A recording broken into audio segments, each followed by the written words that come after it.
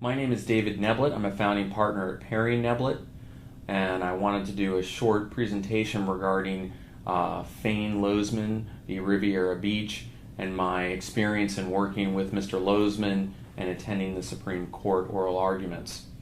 Fane Lozman and I go back some ways, as I assisted him and a number of vessel owners after Hurricane Wilma. Unfortunately, Mr. Lozman, who had a floating structure, commonly known as a houseboat, and a number of other individuals had some serious problems for Hurricane Wilma. Vessel sunk, the marina was destroyed, etc., etc., etc. Mr. Lozman sought out my services along with a number of other vessel owners in a marina, and I was able to assist him with the landlord, the marina, and generally speaking, working with their insurance claims and problems that they were having at that time. As many of you know, the Lozman story, Fane Lozman is a political activist and has had quite a lot of run-ins with local governments and is very active and vocal about his opinions on various matters. Regarding Riviera Beach, Mr. Lozman actually moved his floating structure or houseboat from the site a little bit further south to Riviera Beach and had his floating structure docked there for some time. There was a project that was set up that was essentially going to take over some public, semi-public lands in the general marina area so that a boat builder could come in and there could be some other industry set up there.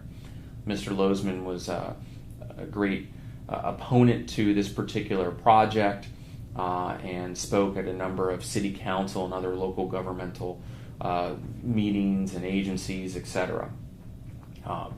Basically, the local government there really didn't like what Mr. Lozman was doing. They were hoping to get the money to, change things around and redevelop that area. One of the things that they wanted to do, which they felt that they could put pressure on Mr. Lozman, was to essentially evict him from his slip at the local city-owned marina.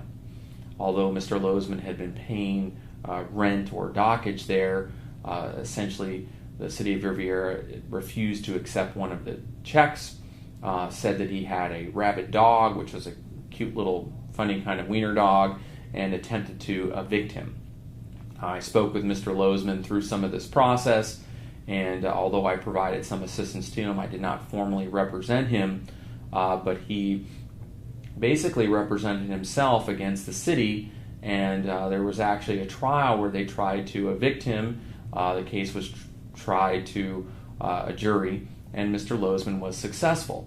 Mr. Lozman was able to point out that, really the city didn't have any reason to evict him, and the issues that they had with him had to do with his opposition to this big plan and project. Very shortly after the eviction failed and the city had spent quite a lot of money regarding the eviction attempt, they put a Maritime Admiralty lien against his floating structure and moved forward with a vessel arrest, which is a procedure under Maritime Admiralty Law. To do that, there obviously had to be some type of money that was due and owed, a lien that would be in effect, and Mr. Lozman's houseboat or floating structure would have to be considered a vessel. Mr. Lozman contacted me, and we went through some of the policies and procedures regarding Maritime Admiralty Law and some of the things that he could do. Mr. Lozman, with some of my assistance and the assistance of others, again represented himself, this time in federal court against the city.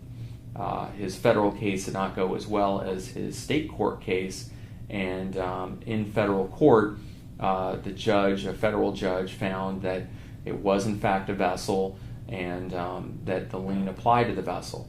The city of Riviera Beach actually bought Mr. Lozman's floating structure or houseboat very shortly after the judge's decision came down, and they spent exceptionally large amount of money regarding that litigation, but then they also purchased the houseboat or floating structure and had it destroyed.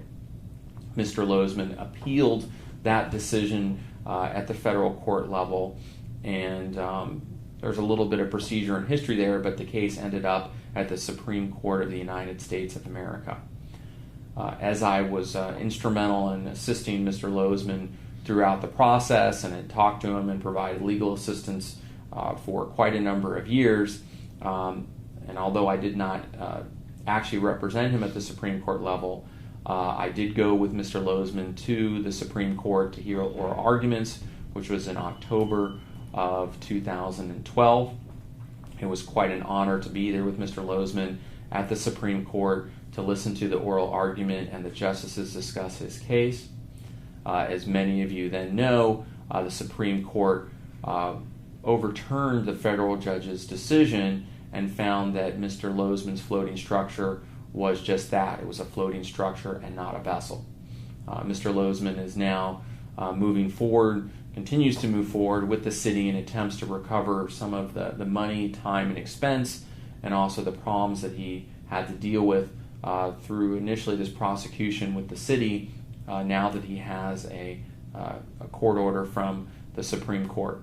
I'm glad to know Mr. Lozman, and I was very happy to be a part of this whole case and this whole issue.